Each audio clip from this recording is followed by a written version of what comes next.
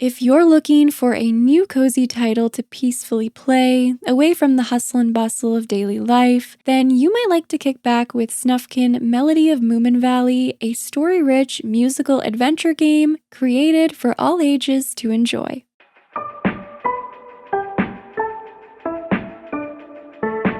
Hello friends, welcome back to my channel. I'm Sarah Sunstone, and today I will be sharing my first impressions of Snufkin Melody of Moomin Valley, the latest cozy title developed by Hyper Games and published by Raw Fury, who kindly sponsored today's video alongside Daredrop. I approached this game with an open heart and no expectations, so without any further ado, let's get into the gameplay. Snufkin Melody of Moomin Valley is a story-rich musical adventure game about bringing the valley back to its harmonious nature and helping the quirky, memorable characters and critters who call it home. The title is set in the beloved world of Moomin, the central characters in a series of books and comic strips by Swedish-speaking Finnish illustrator Tove Jansson. These books have also been loosely adapted into a Japanese anime series, along with several games, which now brings us to the present date with Snufkin Melody of Moomin Valley. After a lovely introductory cutscene straight out of a storybook, I soon learned that I would be playing as Snufkin, who is returning to Moomin Valley for the spring to reunite with his good friend Moomin Troll. But upon his return to the valley, he notices some concerning changes, and even as an observer in this new world, something felt very off to me. Everything was oddly quiet, critters were hiding away, and pretty soon I would come to discover that someone was disrupting the landscape by installing signposts, enforcing all sorts of rules, and building concrete-filled parks where wildflowers once bloomed. Snufkin and I were instantly determined to restore nature back to its wild beauty, so we got to work removing signs, knocking over statues, scaring off the officers who had taken over the land, and of course, playing music back into the world. Now at this point, I am hooked into the narrative, and honestly, I'm really worried about Moomin Troll, because I just can't seem to find him no matter where I look. But I put my concern aside for now and enjoyed encountering all sorts of friendly critters as I continued to search high and low.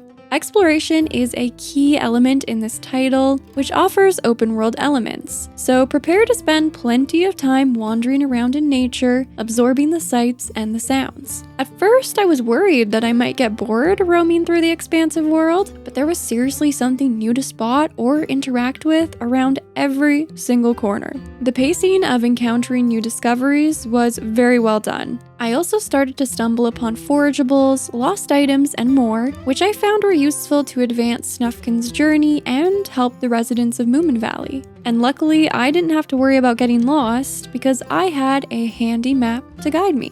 As I was exploring, I enjoyed engaging with failure-free platforming mechanics, which were simple yet satisfying. I learned that Snufkin can jump, climb, pick up, drop, push, and pull objects, and I also made sure to lower every rope ladder I spotted for easier returns to previously explored areas. These mechanics lended themselves very well to the various puzzles I was tasked with solving, which were clever, yet not overly complicated or frustrating. There were environmental puzzles requiring me to move boulders, logs, stones, and more to reach new areas and rescue trapped critters. There were also musical puzzles, which involved playing instruments for the peculiar critters to have them follow me, help me out with challenges, and sometimes shoo them away.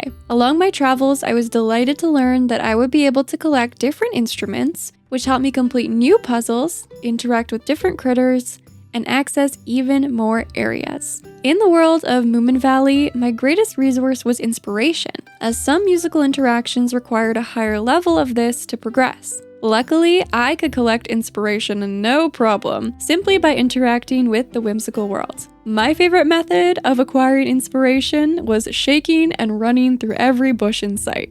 If I had to pick just one favorite element in the game, hands down it would definitely be the way music is used to interact with your surroundings. I was able to lull critters to sleep, bring bees back to their hives, cheer up birds perched atop trees, distract guards, and reunite lost chicklets with their mother, just to name a few of the accomplishments, all through the power of music.